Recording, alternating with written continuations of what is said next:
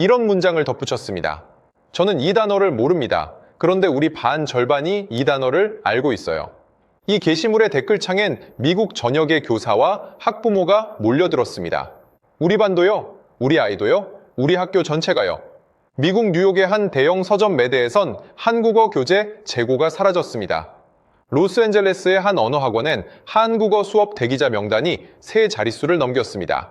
그리고 미국 전역의 초등학교 복도에서 어제까지 하이라고 인사하던 아이들이 오늘은 이렇게 외치고 있습니다. 오빠 같이 가! 영어 사전엔 존재하지도 않는 단어들이 미국 아이들의 입에서 자연스럽게 흘러나오는 이 장면. 선생님이 뜻을 물으면 아이들은 오히려 답답한 표정으로 이렇게 답한다고 합니다. 이건 영어로 번역이 안 돼요. 도대체 지난 2년 사이 미국 안에서 무슨 일이 벌어진 걸까요? 왜 미국 국무부가 가장 배우기 어려운 언어 중 하나로 공식 지정한 한국어를 미국의 다음 세대는 스스로 파고들고 있는 걸까요? 그리고 이 흐름이 그저 반짝 유행이 아니라는 사실은 오늘 소개할 여러 겹의 데이터가 증명하고 있습니다. 지금부터 그 이야기의 실체를 하나씩 벗겨보겠습니다. 이야기 시작 전 구독과 좋아요, 알림 설정까지 눌러주시면 다음 이야기도 가장 먼저 들으실 수 있습니다. 먼저 이 열풍의 최근 트리거부터 짚고 넘어가야 합니다. 2025년 6월 넷플릭스에 애니메이션 한 편이 공개됐습니다. 제목은 K-POP 데몬 헌터스. 평범한 여름 시즌의 신작 애니메이션 정도로 여겨졌던 이 작품은 공개 몇 주 만에 예상 밖의 궤도를 그렸습니다. 2025년 후반 기준 이 작품의 전 세계 누적 시청수는 2억 6,600만 뷰를 넘겼습니다. 넷플릭스 서비스 개시 이래 가장 많이 본 콘텐츠 자리에 올라선 겁니다. 드라마도 아니고 실사 영화도 아닙니다. 한국어로 노래하는 아이돌 캐릭터가 주인공인 애니메이션이 세운 기록이었습니다. 수록곡의 성적은 더 이례적이었습니다. 웨스티 골드는 미국 빌보드 핫백 차트 정상에 올랐고 여러 주에 걸쳐 상위권을 지켰습니다. 실존하지 않는 가상의 캐릭터가 부른 곡이 빌보드 최정상을 밟은 첫 사례로 기록됐고 겨울왕국과 위키드가 세웠던 애니메이션 웨스티 신화의 지형도까지 흔들었습니다. 하지만 이야기의 진짜 주인공은 차트가 아니라 그 노래를 따라 부르던 미국 아이들이었습니다. 미국 초등학생들이 이 작품을 대하는 방식이 이례적이었습니다. 한 번 보고 넘어가는 게 아니라 같은 장면을 몇십 번씩 되감기하며 한국어 대사를 통째로 외우기 시작한 겁니다. 학교 쉬는 시간이면 교실 한쪽에서 아이들이 서로 대사를 주고받는 풍경이 흔해졌다는 교사들의 증언이 여럿 등장했습니다. 틱톡과 유튜브 쇼츠에는 미국 아이들이 한국어 대사를 억양과 감정까지 흉내내며 따라하는 영상이 폭포처럼 쏟아졌습니다. 그중 일부는 수천만 조회수를 가볍게 넘겼습니다. 더 인상적인 건 그 영상들의 댓글창이었습니다. 나도 한국어 배우고 싶어요. 이 문장 무슨 뜻이에요? 우리 동네에 한국어 학원 있나요? 영어로 도배된 학습 요청. 나도 한국어 배우고 싶어요. 미국 아이들의 이 한 문장이 이제는 스마트폰 화면을 넘어 학교 복도와 교실 안까지 조용히 점령하기 시작했습니다. 콘텐츠 한 편이 미국 다음 세대의 언어 욕구 자체를 흔들어 놓은 겁니다. 그리고 이 흐름은 통계로도 정확히 잡히고 있습니다. 글로벌 언어 학습 앱은 듀오링고가 발표한 연례 언어 보고서에 따르면 한국어는 전 세계 학습 인기 언어 상위권에 꾸준히 이름을 올리고 있습니다. 스페인어, 프랑스어, 일본어 같은 전통적 인기 외국어들과 나란히 서 있는 자리입니다. 한국어 능력 시험, 즉 토픽의 전 세계 응시자 수 역시 시행 초기와 비교하면 100배 이상 폭증했습니다. 미국 대학가는 이미 이 변화를 반영하고 있습니다. 미국 현대언어학회가 발표한 조사에 따르면 미국 대학 내 한국어 수강생 수는 2016년 약 13,900명에서 2021년 약 19,270명으로 늘었습니다. 5년 사이 약 38% 증가한 수치입니다. 같은 기간 미국 대학의 전체 외국어 수강생 수가 16% 넘게 줄어든 가운데 한국어만 홀로 반대 방향으로 뛰었습니다. 한국어 강좌를 개설한 미국 대학의 수도 130곳을 넘어섰습니다. 세종학당의 흐름은 더 극적입니다. 2024년 기준 전 세계 세종학당 수강생 수는 11만 6천 명을 넘겼고 온라인 학습 플랫폼 누리세종학당의 회원 수는 사상 처음으로 50만 명을 돌파했습니다. 전 세계 한국어 학습자 규모를 넓게 잡으면 1,000만 명대 후반에 이른다는 분석도 이어지고 있습니다. 학교가 시킨 게 아닙니다. 누구도 강제하지 않았습니다. 스스로 원해서 자발적으로 뛰어든 숫자입니다. 여기서 자연스럽게 하나의 질문이 떠오릅니다. K-팝이 미국에 상륙한 건 이미 십수년 전입니다. K-드라마 역시 넷플릭스에 자리를 잡은 지 꽤 됐습니다. 그런데 왜 하필 지금, 왜 하필 2020년대 중반에 한국어 학습 열풍이 폭발적으로 터진 걸까요? 그 답을 찾으려면 미국 시청자 개개인의 아주 사소한 순간으로 시선을 옮겨야 합니다.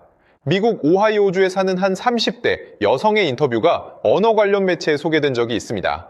그녀는 K-드라마를 자막으로 시청하다가 어느 장면에서 주인공이 낮은 목소리로 짧게 내뱉은 한 단어에 눈물이 흘렀다고 말했습니다. 그런데 화면 아래 자막을 보니 그 단어가 그저 평범한 영어 3단어로 번역돼 있었습니다. 그 순간 그녀는 이런 확신이 들었다고 합니다. 자막이 지금 전달하지 못하는 무언가가 분명히 존재한다. 그날 밤 그녀는 검색창에 한국어 배우기를 쳤습니다. 이런 서사는 특별한 사례가 아니었습니다. 미국의 K-드라마 커뮤니티, K-팝 팬덤, 유튜브 리뷰 채널마다 비슷한 고백이 넘쳐났습니다. 자막으로 본 드라마와 한국어로 들은 드라마는 완전히 다른 작품이었다. 자막은 뜻을 옮기지만 온도까지 옮기진 못한다. 그래서 나는 진짜를 경험하고 싶다. 한국어에는 영어로 온전히 옮길 수 없는 감정 단어들이 존재합니다. 눈치, 정, 한, 설렘, 애틋함, 섭섭함. 이 단어들을 영어로 옮기려는 순간 그 안에 담긴 수백 년의 정서와 뉘앙스가 증발해버립니다. 눈치를 소셜 어웨어니스라고 하면 그 재빠른 감각이 사라지고 정을 어펙션이라 하면 어딘가 허전합니다. 한은 그 어떤 영어 단어에도 정확히 대응되지 않아 언어학 논문에서도 종종 그냥 한이라 표기됩니다. 미국의 학습자들은 이 사실을 머리로 이해한 게 아니었습니다. 가슴으로 먼저 느낀 겁니다. 한번 그 감각을 체험하고 나면 자막이라는 얇은 유리벽이 눈에 들어옵니다. 그 벽 너머에 진짜가 궁금해지고 그 궁금증은 결국 사람을 책상 앞으로 이끕니다. 여기서 미국 학습자들의 방식이 흥미로운 반전을 만듭니다. 그들은 단어장을 펴서 억지로 외우지 않습니다. 좋아하는 드라마의 대사를 통째로 따라하고 응원하는 아이돌의 노래, 가사 한 줄을 발음까지 흉내내며 외웁니다. 공부가 아니라 감정 그 자체를 언어로 흡수해 나가는 과정입니다. 교과서가 아니라 감동이 교재가 된 셈입니다. 이 지점에서 한국어 학습 열풍의 성격이 다른 외국어 붐과 완전히 갈리기 시작합니다. 과거의 언어 붐들은 대부분 실용성을 동력으로 삼았습니다. 이 나라와 무역하려면 이 언어를 배워야 한다. 이 언어를 알면 취업에 유리하다. 그런 계산이 학습 동기의 대부분을 채웠습니다. 하지만 지금 미국에서 벌어지는 한국어 학습 붐은 그 성격이 다릅니다. 계산이 아니라 감정, 필요가 아니라 애정. 이 차이가 만들어내는 지속력의 차이는 결코 작지 않습니다. 이제 사람들이 자주 던지는 또 다른 질문 하나를 짚고 넘어가야 합니다. 콘텐츠의 힘만으로 언어 학습 붐이 이렇게까지 지속될 수 있을까? 결론부터 말하면 그렇지 않습니다. 콘텐츠가 문을 열었다면 그 문 안쪽으로 학습자를 실제로 걸어 들어오게 만든 결정적 힘이 따로 있습니다. 바로 한국어의 문자, 한글입니다. 미국 언어 학습 커뮤니티에서 자주 회자되는 표현이 있습니다. 한글 is a language hacker's dream. 직역하자면 한글은 언어 학습자의 꿈 같은 문자라는 뜻입니다. 왜 이런 평가가 나오는지 그 이유는 숫자에 있습니다. 한글의 기본 자모는 자음 14개, 모음 10개, 총 24개입니다. 영어 알파벳이 26개인 걸 감안하면 오히려 더 적은 글자 수로 한 언어의 소리 체계를 커버합니다. 많은 학습자들이 대략 며칠에서 일주일 정도면 한글 자모를 익힐 수 있다고 말합니다. 빠른 학습자는 하루 만에 간판과 메뉴판을 더듬더듬 읽어냅니다. 이게 얼마나 큰 반전인지 아십니까? 대다수의 외국어 학습에서 문자는 첫 관문이자 가장 큰 장벽입니다. 하지만 한국어는 반대입니다. 문법이라는 큰 산이 저 뒤에 서 있음에도 문자만큼은 학습자에게 놀랄 만큼 빠른 성취감을 안깁니다. 나도 이 나라 언어를 읽을 수 있다. 이 감각이 만들어내는 심리적 부스팅은 그 어떤 학습 도구도 흉내내지 못합니다. 듀오링고 보고서 역시 한국어의 가파른 성장세를 설명하며 문자 진입 장벽의 낮음과 문화적 동기의 결합을 핵심 원인으로 언급한 바 있습니다. 그리고 이 강력한 접근성의 뿌리는 놀랍게도 15세기까지 거슬러 올라갑니다. 1443년 조선의 임금 세종은 훈민정음을 창제했습니다. 당시엔 자음 17자와 모음 11자, 총 28자였고 시간이 흐르며 일부가 사라져 오늘날은 24자가 쓰입니다. 훈민정음이 지금까지도 세계 언어학자들의 관심을 받는 이유는 창제 원리가 명확하게 기록으로 남아있는 유일한 문자이기 때문입니다. 자음은 사람의 발음기관, 모음은 하늘, 땅, 사람이라는 세 요소의 조합. 원리가 명확하니 학습자는 무작정 오해오는 대신 이해하고 조합할 수 있습니다. 훈민정음 서문에 담긴 창제의 이유는 짧고도 강렬합니다. 나라의 말이 중국과 달라 문자와 서로 통하지 아니한다. 이런 까닭에 어리석은 백성이 이르고자 할 바가 있어도 그 뜻을 능히 펴지 못하는 이가 많다. 내 일을 딱하게 여겨 새로 28글자를 만드니 사람마다 쉽게 익혀 날마다 씀에 편안케 하고자 할 따름이다. 문자의 창제 목적이 권력의 강화가 아니라 가장 낮은 자리 사람들의 편안함이었다는 사실. 바로 이 지점이 유네스코가 문맹 퇴치에 공을 세운 사람과 단체에 수여하는 상의 이름을 세종대왕 문해상으로 정한 이유이기도 합니다. 15세기의 임금이 백성의 편안함을 위해 남긴 24자의 설계도가 21세기의 미국 학습자들의 책상 위에서 여전히 살아 숨쉬며 문을 열고 있는 셈입니다. 이제 이 흐름이 실제로 만들어내는 변화의 크기를 짚어보겠습니다. 한글을 읽을 수 있게 된 미국인들이 가장 먼저 향한 곳은 뜻밖에도 동네 마트였습니다. 한인 마트가 아닙니다. 월마트, 코스트코, 크로거, 홀푸드 같은 미국 주류 대형 유통망의 아시안 푸드코너입니다. 그들은 포장지 위에 한글을 직접 읽으며 제품을 골랐습니다. 이 라면은 매운맛인가? 이 김밥엔 뭐가 들어있지? 자신이 익힌 문자로 낯선 언어를 해독하는 경험이 소비 그 자체에 성취감을 얻기 시작한 겁니다. 숫자는 이 변화를 정확히 반영합니다. 농림축산식품부에 따르면 2024년 K푸드 수출액은 130억 달러를 넘겼습니다. 그중 라면 수출액은 사상 처음으로 12억 달러 선을 돌파하며 역대 최고치를 경신했습니다. 2025년 상반기 K푸드 플러스 수출액 역시 전년 동기 대비 성장세를 이어가며 60억 달러대를 기록했습니다. 특히 미국 시장에서의 성장 곡선이 가팔랐습니다. 과거 미국 인스턴트 라면 시장의 주류를 차지하던 브랜드들과의 경쟁 구도 자체가 새로 그려지고 있다는 업계 분석이 이어지고 있습니다. 더 유쾌한 장면은 미국 학교 안에서 벌어졌습니다. 학교의 베이크 세일이나 지역 커뮤니티 축제 부스에서 미국 아이들이 삐뚤삐뚤한 송울씨로 한글 메뉴판을 써붙이고 김밥과 떡볶이를 파는 모습이 심심찮게 등장하고 있습니다.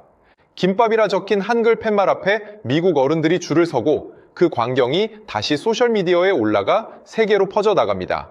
한글을 배운 아이들이 어느새 한국 문화의 자연스러운 전파자가 되어 있는 겁니다. 이 흐름을 지켜본 또 하나의 집단이 있었습니다. 자본시장이었습니다.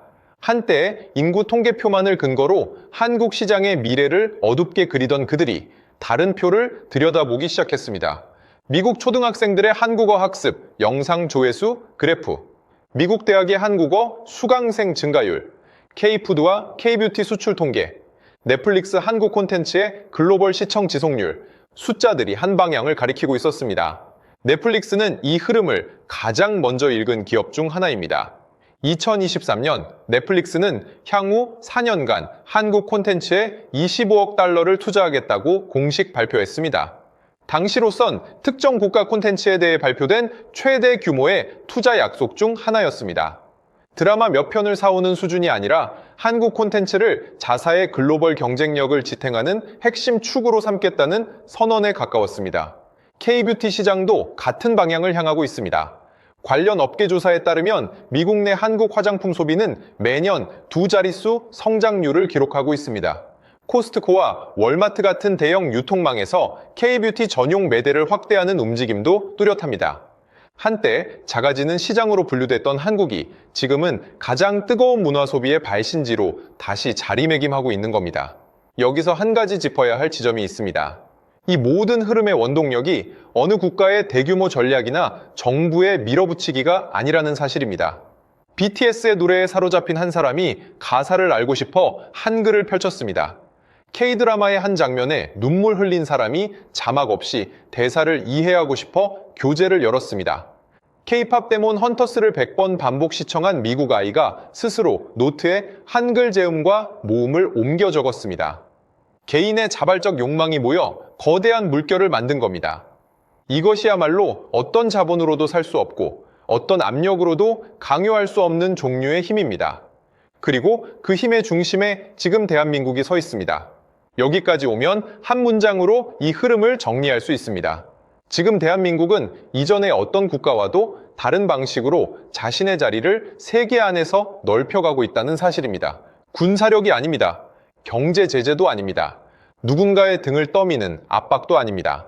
노래 한 곡, 문자 24, 드라마 한 편이 사람의 마음속으로 스스로 걸어 들어가는 방식입니다. 그 중심에는 언제나 한글이 있습니다.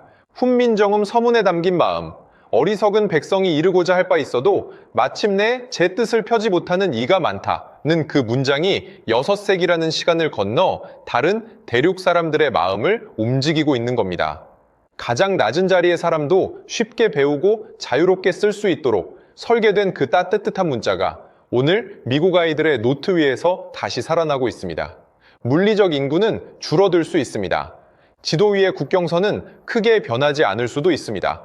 그러나 전 세계의 아이들이 한글을 익히고 한국어로 노래를 따라 부르고 한국 콘텐츠를 자신의 정체성의 한 조각으로 받아들이는 이상 한국이라는 이름이 마음속에서 차지하는 자리는 매일 조금씩 넓어지고 있습니다. 숫자로 보이지 않는 국경, 강제하지 않아도 스스로 확장되는 영향력, 소프트 파워라는 단어보다 더 조용하고 깊은 무언가가 지금 이 순간 세계 곳곳에서 자라나고 있습니다. 오늘 우리가 살펴본 이야기는